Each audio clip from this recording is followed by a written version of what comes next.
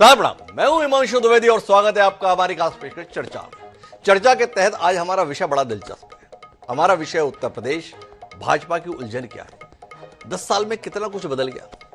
पिछले 10 साल से जब भी हम राजनीतिक विषयों पर चर्चा करते थे तो चर्चा इस संदर्भ में करते थे कि ये जो विपक्षी दल हैं इनकी उलझन क्या है, क्यों ये भाजपा का मुकाबला नहीं कर पा रहे हैं, क्यों नरेंद्र मोदी के विकल्प के तौर पर अपने आप को प्रस्तुत नहीं कर पाते हैं, क्या ऐसा नरेंद्र मोदी अमित शाह की रणनीति में रहता है जिसके आगे विपक्षी के नेता टिक नहीं पाते हैं।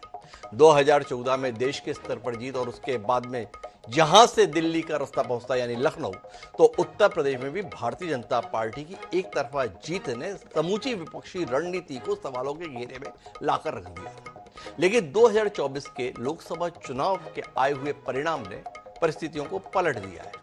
अब परिस्थितियां भाजपा के प्रतिकूल दिखाई देती हैं। जिस उत्तर प्रदेश में 80 लोकसभा सीटें हैं, जहां से भारतीय जनता पार्टी 70 और 60 सीटें जीतकर आया करती थी, वहां भारतीय जनता पार्टी इस लोकसभा चुनाव में महज 33 सीटें जीत पाने में कामयाब रही। नतीजा ये रहा कि जो भारतीय जनता पार्टी 2014 और 2019 में स्पष्ट बहुमत के साथ देश में सरकार बनाने में कामयाब रहती थी, वह उत्तर प्रदेश की इस पराजय के चलते 241 सीटों पर सिमट कर रह गई। अब भारतीय जनता पार्टी इस परिस्थिति से उबरने की कोशिश पूरे देश में कर रही है। इसके लिए एक नया प्रयोग किया। भारतीय जनता पार्टी के प्रदेश स्तर पर कार्य समितियों का आयोजन का सिलसिला चल रहा है। कार्य समिति में अमूमन 100, 150, 200, 250, 300 सदस्य शामिल हुआ करते थे और उनके माध्यम से पार्टी अपनी रीति नीति पर मंथन करती थी। पर अभी जो कार्य समिति हर राज्य में हो रही है उसमें 2000, 3000, 5000 कार्यकर्ताओं को बुलाया जा रहा है। मंडल स्तर के पदाधिकारी भी इस कार्य समिति का हिस्सा बनकर मौजूद हैं। इनके माध्यम से कार्यकर्ताओं को एहसास कराया जा रहा था कि पार्टी के लिए आप आज भी महत्वपूर्ण है। इसी क्रम में रविवार को उत्तर प्रदेश में भी कार्य समिति की बैठक हुई, पर कार्य समिति की यह बैठक ही जी का जंजाल हो गई। कार्य समिति में आने वाले समय में बेहतरी के लिए तो बात कम हुई, पार्टी की यह हालत क्यों हुई इसको लेकर एक विवाद का विषय बन गया। एक कद्दावर नेता है उत्तर प्रदेश की सियासत में, नाम है उनका केशव प्रसाद मौर्य। केशव प्रसाद मौर्य उत्तर प्रदेश में उप मुख्यमंत्री की हैसियत में है। 2017 में जब भारतीय जनता पार्टी सत्ता में आने में कामयाब रही थी, उस समय पर प्रदेश अध्यक्ष हुआ करते थे केशव प्रसाद मौर्य। उन्हें पूरी उम्मीद थी कि पार्टी उनको मुख्यमंत्री भी बनाएगी, पर स्पष्ट जनादेश के बाद भारतीय जनता पार्टी ने मुख्यमंत्री का पद योगी आदित्यनाथ की झोली में डाल दिया। केशव प्रसाद मौर्य तब से तड़प रहे हैं, परेशान रह रहे हैं और अपने परेशानी को मौका मिलने पर व्यक्त भी कर देते हैं। कार्य समिति में उन्हें मौका मिला। कार्य समिति में उन्होंने कहा कि संगठन सबसे बड़ा है, सत्ता से भी बड़ा है, और जो कार्यकर्ताओं का दर्द है वो मेरा दर्द है। अब यूं तो केशव प्रसाद मौर्य ने कोई बड़ी बात नहीं की। भाजपा का छोड़िए, किसी भी पार्टी का कोई भी नेता कब ये कह सकता है कि संगठन से महत्वपूर्ण सत्ता है, भले ही उसकी निगाह में यथार्थ में सत्ता ही महत्वपूर्ण है। पर केशव प्रसाद मौर्य के इस बयान को भाजपा के नेतृत्व को चुनौती के तौर पर देखा जा रहा है और केशव प्रसाद मौर्य के बाद बयानों की झड़ी लगी हुई है। केशव प्रसाद मौर्य दिल्ली तक पहुंच चुके हैं, बदलाव की खबरें बहुत हैं, अलग अलग किस्म के बयान हैं। योगी आदित्यनाथ ने जब भाषण दिया तो केशव प्रसाद मौर्य की बात को काउंटर किया। उन्होंने कहा अगर चुनाव हारे तो अति आत्मविश्वास के कारण हारे, पर अति आत्मविश्वास किसका, नेता का या आम कार्यकर्ता का। तो कुल मिलाकर उत्तर प्रदेश में भाजपा में वो सब कुछ हो रहा है जो हम अभी पिछले 10 साल से विपक्षी पार्टियों के भीतर देखने के आदी थे। तो ऐसा क्यों हो रहा है, इसी पर हम बात करेंगे। हमारे साथ इस बातचीत का हिस्सा बनने के लिए 4 खास मेहमान जुड़ रहे हैं। हमारे साथ डॉक्टर पूजा त्रिपाठी जी हैं, प्रवक्ता हैं कांग्रेस पार्टी की, वो हमारे साथ हैं। अभिषेक वाजपेयी जी हैं, प्रवक्ता हैं समाजवादी पार्टी के, वो हमारे साथ जुड़ चुके हैं। संजय तिवारी जी भी हमारे साथ में, वरिष्ठ पत्रकार है, वो हमारे साथ हैं। भारतीय जनता पार्टी के प्रवक्ता के तौर पर ब्रजेश सौरभ हमारे साथ जुड़ रहे थे, पर हो सकता है विषय की जटिलता के तहत शायद वो अभी समझ रहे हो कि उन्हें जुड़ना है कि नहीं जुड़ना है। पर हम अपनी चर्चा को आगे बढ़ा रहे हैं। चर्चा की शुरुआत डॉक्टर पूजा त्रिपाठी जी से करेंगे, लेकिन उससे पहले 3 बयानों पर दृष्टि डालेंगे। एक बार सुनिए ये 3 बयान बारी बारी से। सरकार से बड़ा है, संगठन से बड़ा कोई नहीं होता है। संगठन सरकार से बड़ा है, बड़ा था, बड़ा रहेगा। जैसा वोटों की शिफ्टिंग होती है और कहीं पर जब हम लोग ये मान करके चलते हैं आत्मविश्वास में कि हम तो जीत ही रहे हैं, तो स्वाभाविक रूप से वहां पर कहीं ना कहीं हमें खामियाजा भी भुगतना पड़ता है। भारतीय जनता पार्टी के लोग आपस में लड़कर के और कुर्सी की लड़ाई में पूरा एडमिनिस्ट्रेशन खत्म कर दिया है। जहां इन्हीं के विधायक, इन्हीं के लोग आरोप लगा रहे हैं कि भ्रष्टाचार चल रहा है, वहीं ये जहां कमजोर पड़े हैं लखनऊ में और सरकार में ये कमजोर पड़े हैं, इसलिए इन्होंने ध्वस्तीकरण का अपना फैसला टाला है। तो कुल मिलाकर अपने अपने तरीके से नसीहत दी जा रही है। योगी आदित्यनाथ बता रहे हैं कि अति आत्मविश्वास के कारण हार गए, उसका खामियाजा उठाना पड़ा, बाकी कोई बात थोड़ी थी। तो डॉक्टर पूजा त्रिपाठी मेरे साथ में है। क्या देख रही है पूजा त्रिपाठी जी? आपकी मेहनत के कारण, अखिलेश यादव की मेहनत के कारण आप लोग लोकसभा चुनाव में बेहतर प्रदर्शन कर पाए, या आपका बेहतर प्रदर्शन इसलिए कि भाजपा आपस में लड़ मरी थी? पहले तो हमें यह समझना है, हम समझ नहीं पा रहे आपकी मेहनत के कारण यह परिणाम था या भाजपा आपस में लड़ रही थी इसलिए आपके हिस्से में जीत आ गई? थोड़ा रोशनी दीजिए ना। हिमांशु जी, हमारी नहीं, मोदी जी की 18 घंटे मेहनत के कारण हमें ये परिणाम मिले हैं। 18 घंटे मेहनत में जो उन्होंने देश को बेरोजगारी और महंगाई के दंश में झेल दिया। पूरा इलेक्शन हो रहा था कि केंद्र में मोदी और स्टेट में योगी, बुलडोजर बाबा के नाम से कैंपेन किया जाता था, और जिस तरीके से मोदी जी बहुत मुश्किल से अपनी सीट बचा पाए और उत्तर प्रदेश में योगी जी का परफॉर्मेंस हम देख ही रहे हैं। तो उसके लिए मेरे पास कुछ पंक्तियां हैं कि जलते घर को देखने वाले फूस का छप्पर आपका है, आग के पीछे तेज हवा है, अगला मुकद्दर आपका है। मैं इनके कत्ल पर चुप था, अब मेरा नंबर आया है, मेरे कत्ल पर आप चुप रहेंगे, अगला नंबर आपका है। जिस तरीके से भाजपा में जो आप लाइन ऑफ स्टेटमेंट देखिए, संजय निषाद कहते हैं कि बुलडोजर चलाकर अगर आप लोगों का घर तोड़ेंगे तो इलेक्शन कैसे जीतेंगे। राजभर मोदी और योगी को जिम्मेदार ठहरा रहे हैं। मोती सिंह जो अपने 42 साल के राजनीतिक करियर में एक बड़े सीनियर नेता हैं, वो कह रहे हैं कि जीवन में इतना भ्रष्टाचार नहीं देखा जो मैं योगी शासन में देख रहा हूँ। रमेश मिश्रा विधायक जौनपुर कह रहे हैं कि यूपी में बड़े बदलाव करने होंगे, नहीं तो 2027 का इलेक्शन मुश्किल दिख रहा है। और मौर्य कह रहे हैं संगठन सरकार से बड़ा है। प्रयागराज विधायक कहते हैं कि पार्टी प्राइवेट लिमिटेड कंपनी की तरह चल रही है। तो विपक्ष तो अपनी मेहनत कर रहा है, जनता के मुद्दों को कर रहा है। तो आज जनशक्ति ने जनता के मुद्दों को, बुलडोजर बाबा के बुलडोजर को पटरी से उतार दिया है। और जिस तरीके से इन्होंने अपने निर्णय वापस लिए हैं, चाहे वो अटेंडेंस का नियम हो, चाहे वो पंत नगर और इंद्रप्रस्थ कॉलोनी को गिराने का नियम हो, ये उपचुनाव की हार की डर है, जहाँ पे सिर्फ 11 सीटों पर लड़ी थी और 2 सीटों को जीत कर आई है। और भाजपा में, यूपी में भाजपा का हाल तो सबके सामने है ही। तो जब आप इलेक्शन लड़ रहे थे मोदी के नाम पे, तो मोदी जी को क्यों नहीं विश्वास? अब पूरी बंदूक योगी जी पर क्यों चलाई जा रही है? मौर्य जी दिल्ली पहुंच गए, अमित शाह से मिल रहे हैं, आज प्रधानमंत्री जी भूपेन्द्र जी से मिल रहे हैं। मेरा कहना है कि दोनों को जिम्मेदार ठहराइए। जब आपका पूरा का पूरा कैंपेन था कि हम लॉ एंड ऑर्डर की समस्या पर बुलडोजर पे इसी तरीके से वार करेंगे, और बड़ा पोस्टर बॉय थे योगी जी बुलडोजर जस्टिस के नाम पे। तो वही है ना, जब आपका बाजू के कॉलोनी में बुलडोजर चल रहा था तो आप ताली बजा रहे थे, आप एक अश्लील हंसी हंस रहे थे। जब वो बुलडोजर आपके घर तक आया तब आप कहने लगे कि मैं तो भाजपा का वोटर हूं, मैं तो योगी जी को वोट देता हूं। तो इस तरीके के नहीं, शासन से जब तक आपके सर्वाइवल पर बात नहीं आती तब तक आपको लग रहा था कि अखंड हिंदू राष्ट्र बनना चाहिए था, और मोदी जी, योगी जी हमारे पोस्टर बॉय थे। और ये भाजपा का सिर्फ फुटोवल है, इसमें विपक्ष की कोई भूमिका नहीं है। विपक्ष अपनी लड़ाई, जनता के मुद्दों की लड़ाई को पूरी कामयाबी से, पूरी सशक्त तरीके से लड़ रहा है। लेकिन ये पूरा जो सिर्फ फुटोवल चल रहा है, ये भाजपा का है। और देखिए आगे आगे क्या होता है, वो किस तरीके पर पूजा जी तो थोड़ा ज्ञान दीजिए ना। आपने कहा बमुश्किल मोदी जी जीत पाए, 1.5 लाख वोटों से जीते हैं मोदी जी। अतीत में राहुल गांधी अमेठी से 2014 में कितने अंतर से जीते थे, ये जानने में। आपने हार के संदर्भ में कहा, ठीक है 80 में से 33 सीटें आई हैं भारतीय जनता पार्टी के उत्तर प्रदेश में, देश में 241 सीटें आई हैं, पर राहुल गांधी और मल्लिकार्जुन खड़गे के नेतृत्व में 545 सदस्यीय लोकसभा में कुल अदद 99 सीटें कांग्रेस की आई हैं। जितना शर्मसार आप करने की कोशिश कर रही है सम्माननीय नरेंद्र मोदी और योगी आदित्यनाथ को, उतना ही शर्मसार आप अपने नेताओं के और उनके नेतृत्व को लेकर हैं कि नहीं है? ये राहुल गांधी और मल्लिकार्जुन खड़गे पार्टी को कितना बर्बाद कर रहे हैं। ये प्रियंका जी, नाम है ना प्रियंका गांधी, वो कब से प्रभारी हैं, 0 सीट 1 सीट ऐसी विधानसभा चुनाव में आती है। तो थोड़ा मुद्दे पर आते हैं। जानना आपसे ये चाहता हूं, योगी आदित्यनाथ को ऐसे तो आप हिला ना पाए, क्या आपको लग रहा है कि इस बार लोकसभा चुनाव का परिणाम आपको योगी आदित्यनाथ से मुक्ति दिला देगा। मोदी जी की तो छोड़िए, पर क्या योगी आदित्यनाथ से मुक्ति की कोई उम्मीद आपको दिख रही है? जो भाजपा से बयानबाजी की आग आप तक पहुंच रही है, इसमें थोड़ा रोशनी दीजिए। कितनी उम्मीद जागी है आपकी? देखिए, बयानबाजी हम कर नहीं रहे हैं। जहां तक 1.5 लाख के सवाल है, ये तो बहुत प्रचार किया जा रहा था कि प्रधानमंत्री मोदी 7 लाख के मार्जिन से जीतेंगे। अब की बार 5 लाख पार होगा, 400 पार होगा। ये सिमट कर रह गए हैं, सिंपल मेजोरिटी से भी नीचे है। और मोदी जी किस तरीके से अपनी सीट बचा है, ये आपको भी पता है और मुझे भी पता है, तो इसमें जाने की जरूरत नहीं है।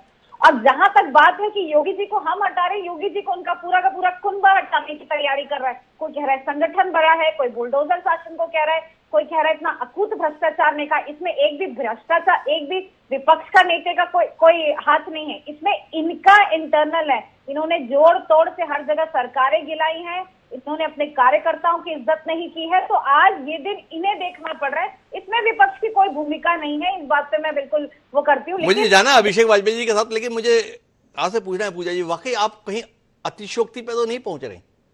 इन्होंने भ्रष्टाचार ऐसा किया है, इन्होंने कार्यकर्ताओं के साथ सलूक ऐसा किया, इन्होंने बुलडोजर ऐसा चलाया है, पर अतीत के परिणामों पर दृष्टि तो डालिए। 2-2.5 साल पहले ही विधानसभा चुनाव हुए थे, एक तरफा जीती है भारतीय जनता पार्टी योगी आदित्यनाथ के नेतृत्व में, और इस लोकसभा में भी 33 सीटें आई हैं। और जिस कांग्रेस पार्टी का प्रतिनिधित्व करती है उसकी लोकसभा में क्या स्थिति रहती है, इस पर भी दृष्टि डालिए। ऐसा तो नहीं कि अपन अति उत्साह के शिकार हो रहे, वैसे ही जैसे केशव प्रसाद मौर्य भी अति उत्साह के शिकार हो रहे हैं। केशव प्रसाद मौर्य का उत्साह उन तक रहने दीजिए। कांग्रेस का उत्साह है क्योंकि उसने अपने परफॉर्मेंस को इम्प्रूव किया है। हमने 400 पार का नारा देके 99 पर नहीं सिमट गए। और जहां तक यूपी में नंबर 1 की बात है, तो हिरासत में हो रही मौतों में यूपी नंबर 1 है, अकूत भ्रष्टाचार में। अयोध्या में इंडियन एक्सप्रेस की रिपोर्ट आप देख चुके हैं कि 2600 रजिस्ट्री सुप्रीम कोर्ट के निर्णय के, राम मंदिर के निर्णय के बाद आई। उसमें अरुणाचल प्रदेश के डिप्टी सीएम थे, यूपी एसटीएफ के थे, आम लोग नहीं थे वहां पे। आम 16,000 लोगों के घर गिराए गए थे। और फैजाबाद की लोकसभा सीट इस बात का परिणाम है कि जिस तरीके से उत्तर प्रदेश में जो चल रहा है बुलडोजर बाबा के शासन में, सब कुछ ठीक नहीं है। सब कुछ ठीक नहीं है। मेरे साथ में राघवेंद्र सिंह जी जुड़ गए हैं। मुझे बड़ी जरूरत थी उनकी। भारतीय जनता पार्टी के सुधीर प्रवक्ता हैं, जो भारतीय जनता पार्टी विपक्ष को निशाने पर लिए रहती है, ठक ठक ठक, वो भाजपा निशाने पर है। और लोकसभा चुनाव के परिणाम के कारण कम, वो प्रदेश में जो एक बड़ी कार्य समिति हुई उसकी बयानबाजी को लेकर ज्यादा उत्साहित है। थोड़ा राघवेंद्र जी बताएंगे, लोकसभा चुनाव के परिणामों से मन न भरा क्या राघवेंद्र जी, जो आपकी पार्टी के नेता आने वाले उपचुनाव में भी पार्टी का बेड़ा गर्क कराने के लिए इतने प्रयत्नशील हैं? पूरे देश में इस समय सुर्खियों में है उत्तर प्रदेश। उत्तर प्रदेश की योगी आदित्यनाथ सरकार, उत्तर प्रदेश का भाजपा संगठन। क्या हो गया भाजपा को? थोड़ा रोशनी दीजिए ना, कहां दिक्कत आ रही है? भारतीय पार्टी की उत्तर प्रदेश की सरकार हो, चाहे उत्तर प्रदेश का संगठन हो, चाहे हमारी केंद्र की सरकार हो, चाहे हमारा केंद्र का संगठन हो या जिलों के संगठन, हम लोग बहुत बेहतर तरीके से चल रही है। और जो हमारे जो लोकतांत्रिक प्रक्रिया है, हमारे यहाँ किसी के ऊपर कोई हावी नहीं है। अखिलेश यादव समाजवादी पार्टी, राहुल गांधी कांग्रेस पार्टी, उनमें क्या इस प्रकार की स्वतंत्रता है? मुझे याद है आपके समाजवादी पार्टी के लिए एक बड़े नेता ने टिप्पणी की थी, उनको बाहर निकाल के खड़ा कर दिया था। भारतीय जनता पार्टी लोकतांत्रिक तरीके से चलती है। दोबारा उत्तर प्रदेश में सरकार बनी हुई है।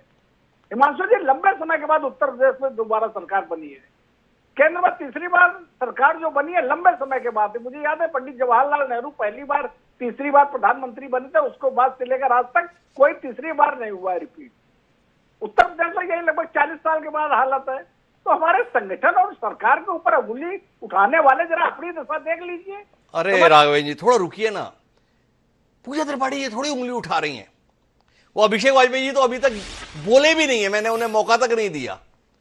ये जितनी भी बात हो रही है ना, वो आपकी पार्टी के नेता या आपके सहयोगी ही बोल रहे हैं। और वो योगी आदित्यनाथ आपके बीच में ही तो बोले, अति आत्मविश्वास के कारण हार गए। वो माननीय केशव मौर्य जी बोले, ये कार्यकर्ताओं का दर्द मेरा दर्द है, मेरा दर्द कार्यकर्ताओं का दर्द है। और उस दर्द में आप शामिल हैं कि नहीं शामिल हैं, ये बताइए। तो कुल मिलाकर जितने भी बयान हैं, वो आपके सहयोगी संजय निषाद, ओम प्रकाश राजभर क्या कुछ कह रहे हैं। वो संजय निषाद बता रहे थे, वो बुलडोजर चला के घर तोड़ते हो, उसके बाद वोट चाहते हो, कैसे मिल जाएगा? राघवी जी बताएं, कहां बात बिगड़ रही है? निश्चित रूप से इस लोकसभा चुनाव में हमने उत्तर प्रदेश में 80 के 80 लोकसभा जीतने का लक्ष्य रखा था। हमको उतना लक्ष्य की प्राप्ति नहीं हुई, लेकिन भारतीय जनता पार्टी के केंद्र में अपनी पूर्ण बहुमत की एनडीए की सरकार बनी हुई है। हाँ, उत्तर प्रदेश में हमारी सहभागिता नहीं रही। मैं पूछना चाहता हूँ कि इंडी गठबंधन के लोगों में 13 या 14 राज्यों में इनका बिल्कुल सुपड़ा साफ हो गया है। मध्य प्रदेश में इनको कितनी सीटें मिली हैं, अरुणाचल में कितनी सीटें मिली हैं, त्रिपुरा में कितनी सीटें मिली हैं, हिमाचल प्रदेश उत्तराखंड में कितनी भी सीटें मिली हैं, छत्तीसगढ़ में कितनी सीटें मिली है, दिल्ली में। अरे मान्यवर, आपका तो आधे राष्ट्र में सुपड़ा साफ हुआ है। भारतीय जनता पार्टी को उत्तर प्रदेश में कुछ कम सीटें मिली है, तो इसमें भारतीय जनता पार्टी चिंतन कर रही है। हम लोग विचार कर रहे हैं, हम लोग जो हमारी कमियां रह गई उसको दूर करेंगे। लेकिन तीसरी बार ये हमारी केंद्र में सरकार बनी हुई है, ये क्या कम उपलब्धि है क्या? निश्चित रूप से आप लोग खुशी मनाइए। 99 के चक्कर में पड़े हुए हैं। आप लोगों का जिस तरीके से संगठन चला था, मुझे याद है मध्य प्रदेश का चुनाव हिमांशु जी जब हो रहा था, तब अखिलेश यादव ने कांग्रेस के लिए क्या टिप्पणी की थी? मरा हुआ सांप, चालू पार्टी। उसके बाद कौन सी बैठक में 17 सीटें तय हो गई थी? कांग्रेस को जो 17 सीटें दी गई थी, मुझे तो नहीं पता है। अरे राघवी जी, बड़ी दिक्कत आपके साथ। एक तो मैंने सवाल किया था गणित का, आप मुझे भूगोल पढ़ाने लगे। मैं बात कर रहा था उत्तर प्रदेश की, आप मुझे पूरा देश घुमाने लगे। आपको अखिलेश यादव का बयान याद है मध्य प्रदेश के संदर्भ में क्या कहा था? मुझे याद है चंद्रबाबू नायडू के संदर्भ में माननीय मोदी जी ने क्या कहा था। अब क्या याद कराऊं उसको संदर्भ में? अभी अपन मुद्दे पर रहते हैं। मुद्दे की बात यह है कि केशव प्रसाद मौर्य लखनऊ की कार्यसमिति के बाद भी दिल्ली में घूमते हुए नजर आ रहे हैं। भूपेन्द्र चौधरी जी भी प्रधानमंत्री से मुलाकात की है। सब जगह बदलाव की खबर चल रही है, संगठन में या सत्ता में। राघवी जी थोड़ा रोशनी देंगे। अगर सब कुछ बढ़िया है तो माने योगी जी और भूपेश जी बने रहेंगे, केशव जी जबरदस्ती पसीना बहा रहे हैं, या केशव जी के दिन आने वाले हैं? हिमांशु जी, मुझे याद है, मेरी उम्र 55 वर्ष की है। मुझे वो समय याद है जब उत्तर प्रदेश के मुख्यमंत्री माननीय कल्याण सिंह बने थे जी। कल्याण सिंह खेतों में हल जोत रहे थे, तब वहां सूचना मिली थी। सीधे खेत से आकर के उत्तर प्रदेश के मुख्यमंत्री का बागडोर संभाला था। माननीय योगी आदित्यनाथ जी जब उत्तर प्रदेश के मुख्यमंत्री थी, तब उन्हें जानकारी नहीं थी। भारतीय जनता पार्टी कार्यकर्ता प्रधान राजनीतिक दल है। हमारे यहाँ संगठन और सरकार में फेरबदल होते रहते हैं। ये कोई बड़ी भारी बात नहीं है। हमारे यहाँ प्रधानमंत्री हो, राष्ट्रीय अध्यक्ष हो, प्रदेश अध्यक्ष हो, मुख्यमंत्री हो, जिला अध्यक्ष हो, उनमें हम लोग इस प्रकार के मूलचूल परिवर्तन करते रहते हैं। कभी संगठन से लोग सरकार में जाते हैं, कभी सरकार से लोग संगठन में आते हैं। ये सामान्य प्रक्रिया है। ये सामान्य प्रक्रिया है। राघवी जी हमें बता रहे थे कि कल्याण सिंह जी खेत जोत रहे थे। हमें याद है राम नरेश यादव जी भी मुख्यमंत्री बनाए गए थे, उस समय सब्जी मंडी में सब्जी खरीद रहे थे। लेकिन राघवेंद्र सिंह जी की ये दलील बता रही है उत्तर प्रदेश में कुछ हो सकता है। तो अभिषेक वाजपेयी जी आपके पास आ रहा हूं। राघवेंद्र जी ने बताया कुछ भी हो सकता है। यहां तो खेत जाता जोतते जोतते आदमी मुख्यमंत्री बना दिया जाता है, सब्जी खरीदता हुआ आदमी मुख्यमंत्री की शपथ लेता है। ये हमने बता दिया। अब आपने जैसा माहौल बना दिया है, दिक्कत तो नहीं आ रही आपको? भाजपा कुछ फेरबदल कर सकती है।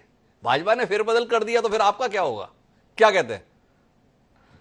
धन्यवाद हिमांशु जी, क्योंकि मैं बड़ी शालीनता से सभी का वक्तव्य सुन रहा था। और जब हमारे बड़े भाई राजीव जी जुड़े, उन्होंने ऐसे बम फोड़े जैसे लगता कि सारा ठीकरा समाजवादी पार्टी से ही फोड़ेंगे। अभी जब वो कल्याण सिंह जी की बात कर रहे थे, तो मुझे याद है कि जब कल्याण सिंह जी मुख्यमंत्री बने थे, तो उसके बाद हिमांशु भाई आपको याद होगा कि कितने सारे ग्रुप निकल करके चले आए थे उत्तर प्रदेश से लेकर के केंद्रीय नेतृत्व तक में। कितने सारे ग्रुप निकल करके चले आए थे। कल्याण सिंह जी बहुत ज्यादा दिन टिक ना पाए, और वो हुआ भी, ये हम सब लोगों ने देखा।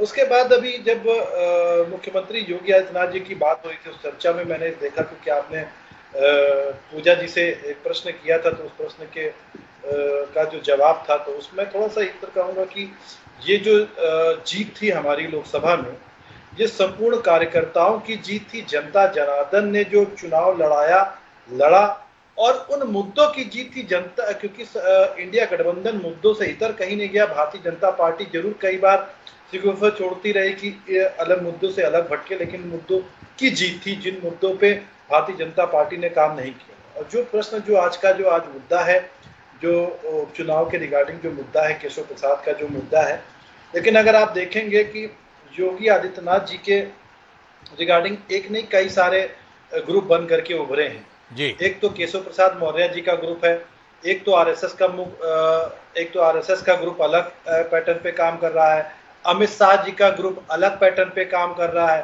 तो बहुत सारे ग्रुप हैं जो इस समय आपस की अंदरूनी जो कला है अब ये उतर करके सामने आ चुकी है, क्योंकि एक हिटलर है और हिटलर शाही में आप देखते हैं कि एक हिटलर और दूसरे हिटलर की जो चीजें हैं वो ईगो के वो सामने सामने आ रहे हैं।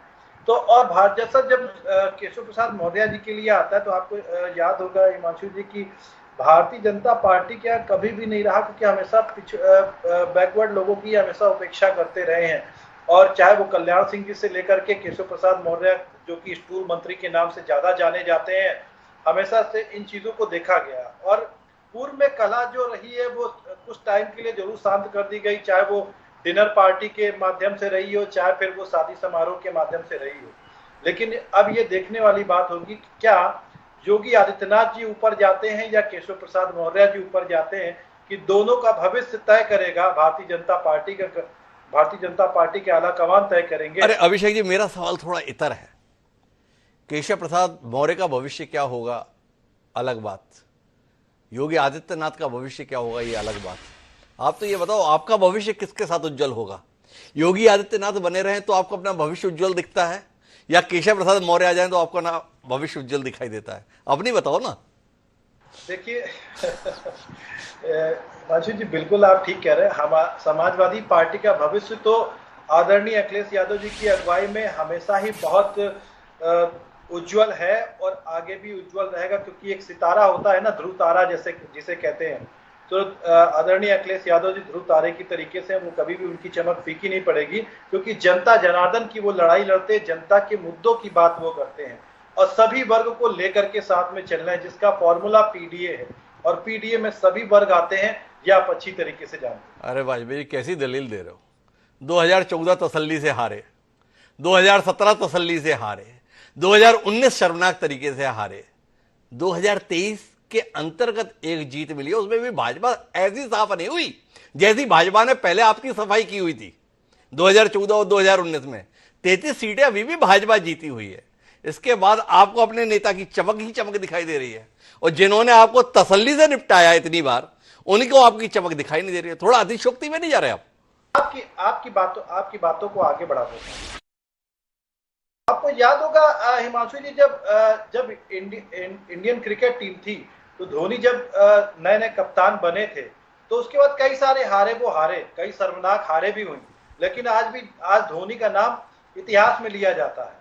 तो आदरणीय अखिलेश यादव जी जो है ना, वो उनका नाम हमेशा ही ऊपर चमकेगा, कहीं इसमें कोई हमें गुरेज नहीं है। चलिए, धोनी जी के साथ में उपलब्धियां हैं भाई, माननीय अखिलेश जी के साथ में भी उपलब्धियां हैं, हम उनको भी चमकता हुआ देखेंगे। लेकिन अभी तो मुझे संजय तिवारी जी के पास जाना है, और उनके साथ में मैं अपने मूल विषय पर आता हूं। ये उत्तर प्रदेश में भाजपा की उलझन क्या है तिवारी जी? योगी आदित्यनाथ उलझन है, 10 उपचुनाव उलझन है, योगी आदित्यनाथ का देश में बना हुआ जो आभा मंडल है वो उलझन है, या केशव प्रसाद मौर्य की जो मरी हुई महत्वाकांक्षा समय समय पर जाग जाती है वो उलझन है? थोड़ा आप बताओ, उलझन क्या है भाजपा की? कहते तो थे कि हम सुलझाने आए हैं, हमें तो और उलझते दिखाई दे रहे हैं। डॉक्टर साहब, कभी कभी क्या होता है कि बहुत बड़ी रणनीति जब बनाई जाती है तो उस रणनीति के कुछ बिंदु ऐसे हो जाते हैं जहां आदमी बिल्कुल फेल हो जाता है जी। तो यह कहने में कोई संकोच नहीं होना चाहिए कि लोकसभा चुनाव में भारतीय जनता पार्टी उत्तर प्रदेश में अपनी रणनीति में फेल हो। ये पहला वाक्य मेरा होगा जी। दूसरी बात जो इस समय चर्चा में है और जिसकी वजह से हम लोग यहां बहस कर रहे हैं, केशव प्रसाद मौर्य का यह वाक्य, संगठन बड़ा, संगठन बड़ा, संगठन बड़ा, 3 बार कहना जी, ये सामान्य घटना नहीं है। ये केशव प्रसाद मौर्य तब बोल रहे हैं जब चुनाव के लगभग 2.5-3 महीने बीत चुके हैं जी। प्रदेश की कार्य समिति हो रही है, 3,500 लोग उस हॉल में हैं, राष्ट्रीय अध्यक्ष बैठे हुए हैं, और दूसरा ध्यान आप दीजिए, राष्ट्रीय अध्यक्ष ने अपने संबोधन में केशव मौर्य को डिप्टी सीएम नहीं कहा, उन्होंने कहा मेरे प्रिय छोटे भाई। ये संबोधन देखिए जी। उसमें योगी आदित्यनाथ जी की बॉडी लैंग्वेज और उनका बयान देखिए जो आपने शुरू में दिखाया कि हम अति विश्वास में मारे गए। जी 80 की 80 सीटें जीतने के दावे किसने किए थे? जी वो स्वाभाविक है कि जिसने 80 की 80 सीटें जीतने के दावे किए थे वो भरोसा भी दिलाया होगा ना राष्ट्रीय नेतृत्व को कि हम 80 की 80 सीटें जीत के ला रहे हैं। और जब जीत के आए और इतनी खराब जीत के आए कि वो पराजय हो गई, और ऐसा जीत जिसको पूरे देश में, खास तौर से हमारे कांग्रेस और इंडी गठबंधन के भाई लोगों ने यह समझा कि भाजपा पूरे देश में हार गई। मतलब आज तक मेरी समझ में नहीं आता है कि भारतीय जनता पार्टी 240-42 सीटें लेकर आई है, सबसे बड़ी पार्टी है और सबसे बड़े गठबंधन के रूप में आई है, 292 सीटें हैं, उसके बाद भी ये लोग उनको पराजय पराजय पराजय की बात करते हैं। मीडिया का अपना असेसमेंट। इस समय जो केंद्र है जहां चर्चा शुरू हो रही है, जिसकी वजह से आपने शायद ये डिबेट किया होगा, केशव प्रसाद मौर्य।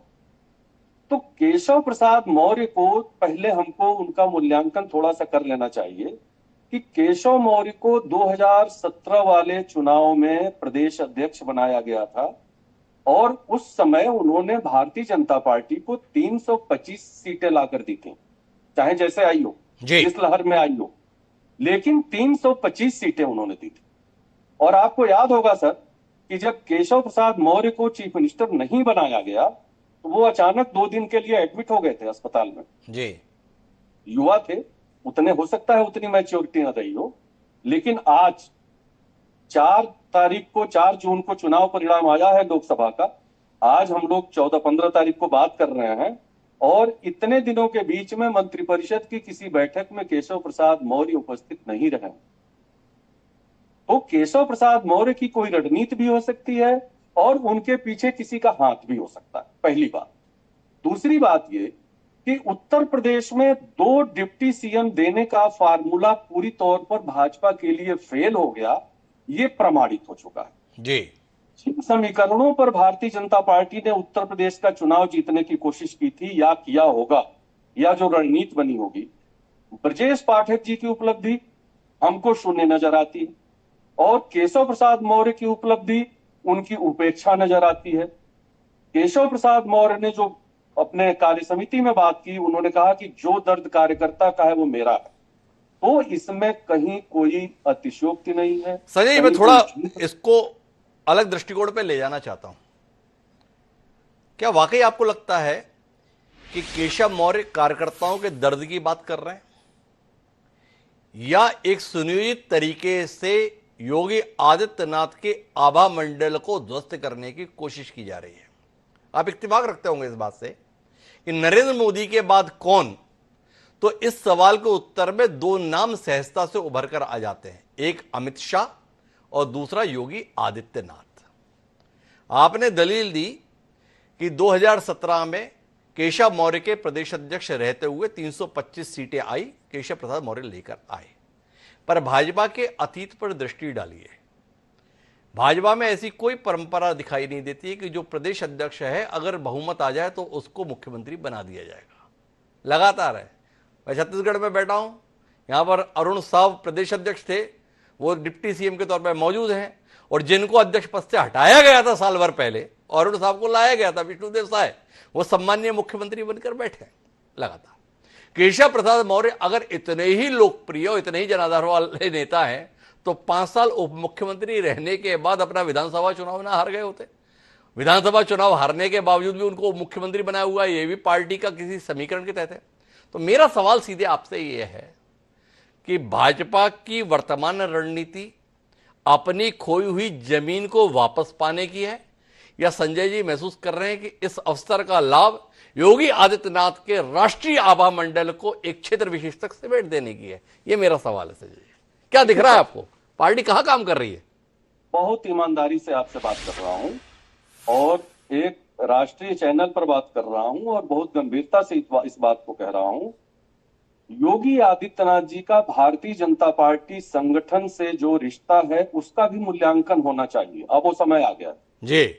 योगी आदित्यनाथ जी का भारतीय जनता पार्टी संगठन से कितना गंभीर रिश्ता है, कितनी गहनता से वो काम करते रहे हैं संगठन के लिए, और कार्यकर्ता कितना उनसे जुड़ा रहा है, या जुड़ने की कोशिश करता है या वो जोड़ने की कोशिश करते हैं, इसका मूल्यांकन भी करना चाहिए। पार्टी को इसका मूल्यांकन अवश्य करना होगा या कर रही होगी। मैं बहुत स्पष्ट इस बात को देख रहा हूं कि पार्टी तो इस नतीजे पर पहुंची है कि आदरणीय दीनदयाल जी ने यह बात कही थी सबसे पहले जी। भारत की राजनीति में दीनदयाल जी ने यह बात कही थी कि संगठन सर्वोपरि, सत्ता बाद में। ये दीनदयाल जी का वाक्य है, ये किसी और का वाक्य नहीं है जी। तो दीनदयाल जी के इस वाक्य को अगर आज केशव मौर्य कहने की स्थिति में आ रहे हैं या वो चिल्लाकर इस बात को कह रहे हैं, और उसके बाद से 3 दिनों से पूरे उत्तर प्रदेश में एक कयास का दौर है। हालात ये हैं कि उत्तर प्रदेश में अभी शायद शाम को या दिन में अभी गवर्नर से मिलने की बात थी माननीय मुख्यमंत्री जी से, वो निश्चित तौर पे सत्र को लेकर, बजट को लेकर, इन चीजों को लेकर के बात होगी। लेकिन जहां लगातार अस्थिरता की बात हो रही है चुनाव परिणाम के बाद से, और एक बात सर बहुत हमको खराब लगती है, पता नहीं भाजपा संगठन के लोग क्या कर रहे हैं और क्यों कर रहे हैं, या उसका राजनीतिक परिप्रेक्ष्य क्या हो सकता है, कि चुनाव परिणाम आया नहीं कि हमने स्पष्टीकरण देना शुरू कर दिया कि ये चुनाव इसलिए हार गए कि टिकट गलत बटे, ये चुनाव इसलिए हार गए कि हमारी नहीं सुनी गई, ये चुनाव इसलिए हार गए कि हम ऐसा कर गए। अरे भाई, अभी चुनाव परिणाम चल रहे थे, अभी 4 भी नहीं बजे थे उस दिन, और उसी दिन से लगातार मीडिया में खबरें आनी शुरू हो गई, और वो खबरें अचानक 2 घंटे। एक आखिरी टिप्पणी चाहिए आपकी, फिर मैं डॉक्टर पूजा त्रिपाठी के पास चलता हूं। केशव प्रसाद मौर्य बोल रहे हैं संगठन सबसे बड़ा है, आपने बताया दीनदयाल जी ने यह बात कही थी, तो केशव प्रसाद मौर्य क्या बनना चाहते हैं? संगठन का प्रमुख बनना चाहते हैं या सत्ता का प्रमुख बनना चाहते हैं? संजय जी ईमानदारी से इस पर भी रोशनी दे दें।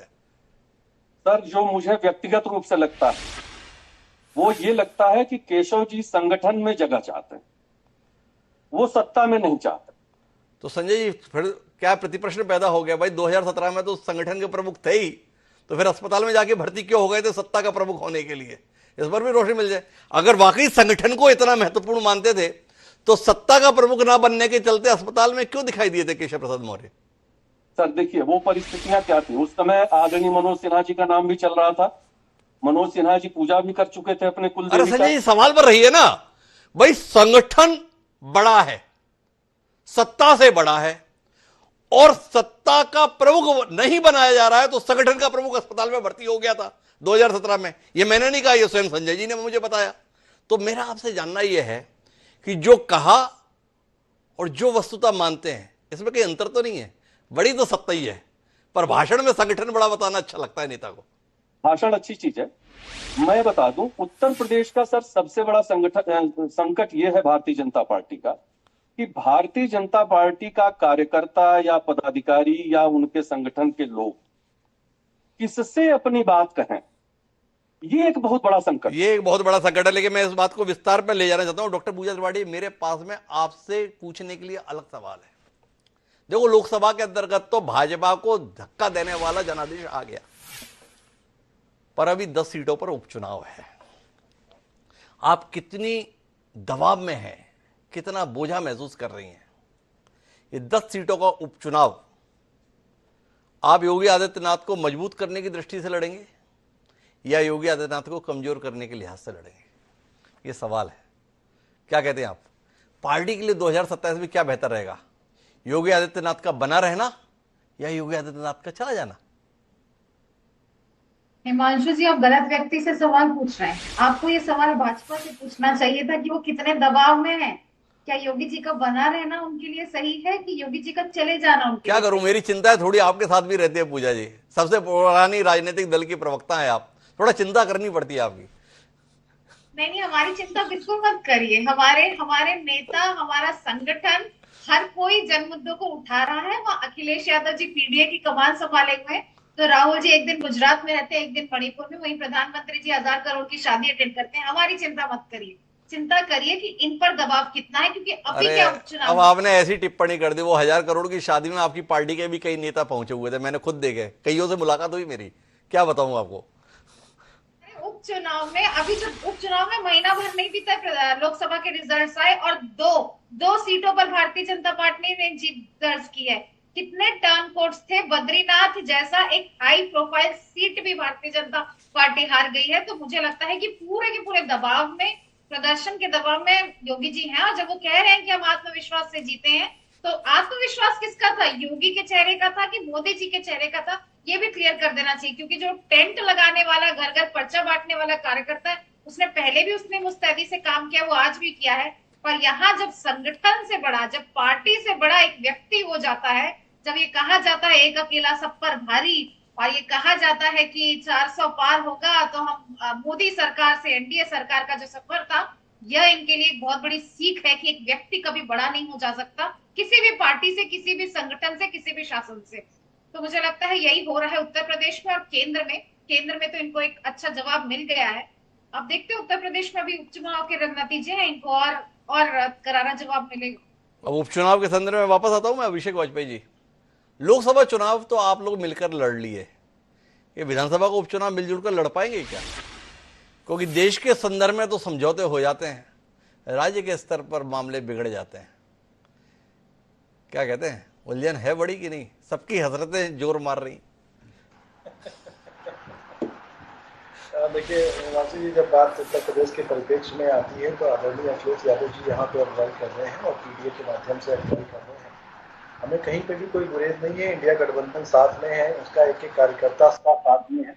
हम मुद्दों की लड़ाई लड़ रहे हैं, जनता के मुद्दों की बात करते हैं, मुद्दों की लड़ाई। जब बात उपचुनाव की है तो मैं बिल्कुल स्पष्ट कर दूं कि जो हमारी सीटें थी, हम उनके साथ साथ भी हम बाकी भारतीय जनता पार्टी की गढ़ में भी हम बहुत मजबूत हैं। 10 में से हमारा अपना दावा है कि 10 में से 8 सीटें हम जीतेंगे। 2 पे जरूर मंथन है, उस पर भी विचार विमर्श चल रहा है। अरे थोड़ा ज्ञान दीजिए ना अभिषेक जी, वो 2 सीटें कौन सी हैं जो आपको मुश्किल लग रही हैं, जिनको लेकर आपका हौसला डिगा हुआ है? मैं अभी किसी भी सीट पे कोई बात नहीं करना चाहूंगा, ना ही मैं किसी चीज का हिंट देना चाहूंगा। मैं सिर्फ इन चीजों अभिषेक जी, आप तो ऐसे बेईमान आदमी नहीं लग रहे थे हमें, जब से आप बात कर रहे बड़े ईमानदारी से बात कर रहे थे। अभी आपने इतनी ईमानदारी से बोला कि 8 तो हम जीतेंगे, 2 सीटों पर हमें दिक्कत है। हमने पूछ लिया 2 सीटें कौन सी हैं, तो आप बताने से गुरेज कर गए। इतना डर किस बात से लग गया आपको? हिमांशु जी, यहाँ पे बात डरने की नहीं होती, बात रणनीति की है। हम क्यों किसी भी चीज की रणनीति के अकॉर्डिंग हम अपने काम करेंगे? हम क्यों किसी सीट की बात करें? हम तो किसी की भी सीट की बात नहीं कर रहे हैं। हम किसको क्या जाना है क्या नहीं जाना, हम किसी पे भी बात नहीं कर रहे। हम तो अपने कार्यकर्ताओं पे हमें यकीन है, और हर कार्यकर्ता जो है बिल्कुल जंग लड़ने के लिए बिल्कुल तैयार है। भारतीय जनता पार्टी को करारी शिकस्त वापस से देगी, हमें ऐसा पूरी उम्मीद है, क्योंकि जनता जनार्दन के मुद्दे सबसे प्रमुख है और प्रमुखता से उनको उठा रहे हैं। तो मैं राघवी जी आपके पास वापस आता हूं।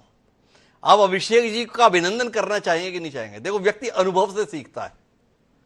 आप दावा कर रहे थे लोकसभा चुनाव में 80 की 80 सीटें जीत रहे हैं, और नतीजा क्या हुआ? 33 पे रह गए।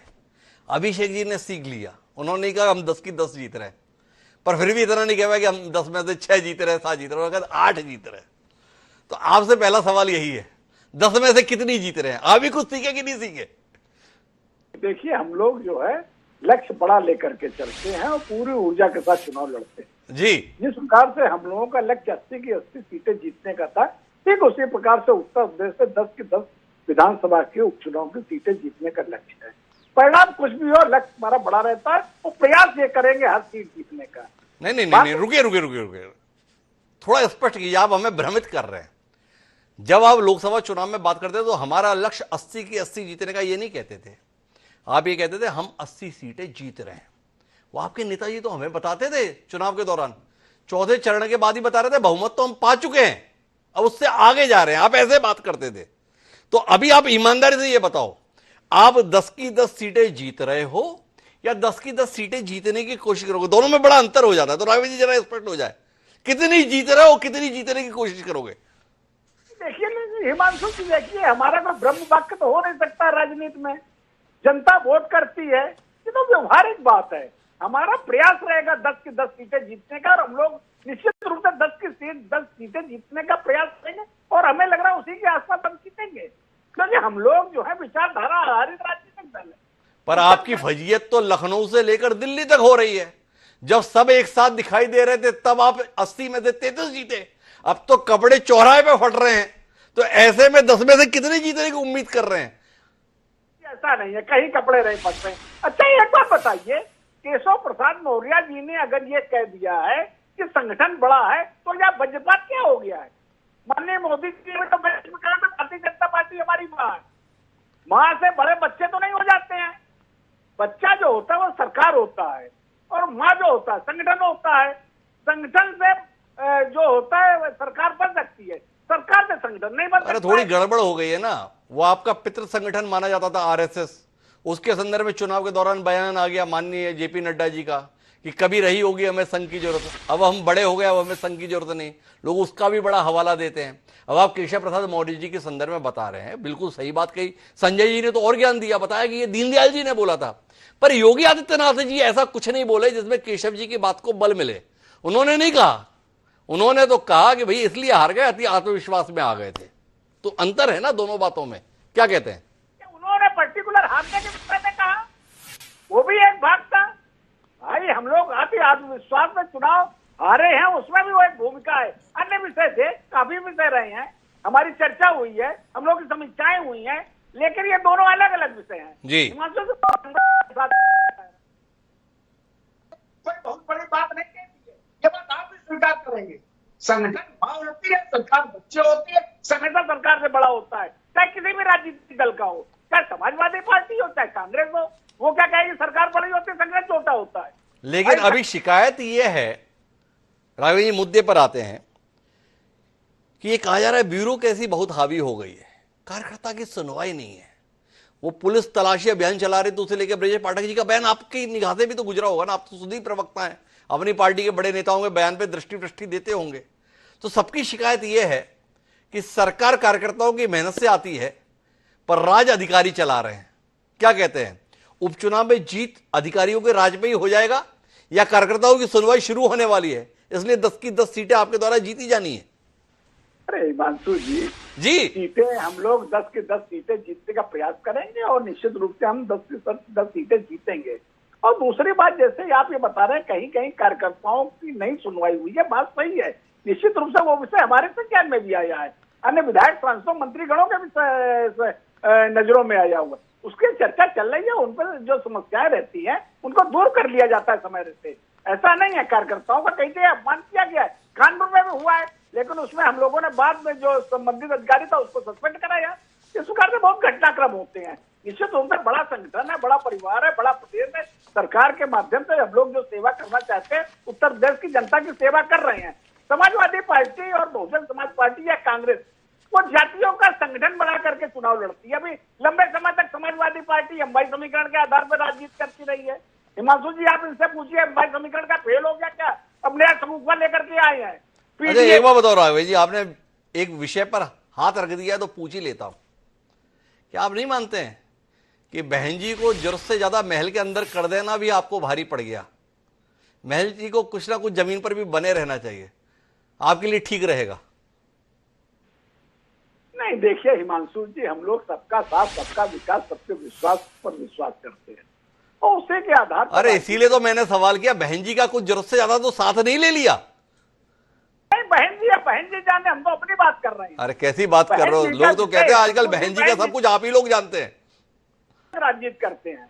अब कांग्रेस कम हो जाए, बहुजन समाज पार्टी कम हो जाए, तब भारतीय जनता पार्टी आगे बढ़े। हम लोग अंत्योदय के विषय को लेकर काम करते हैं हिमांशु जी।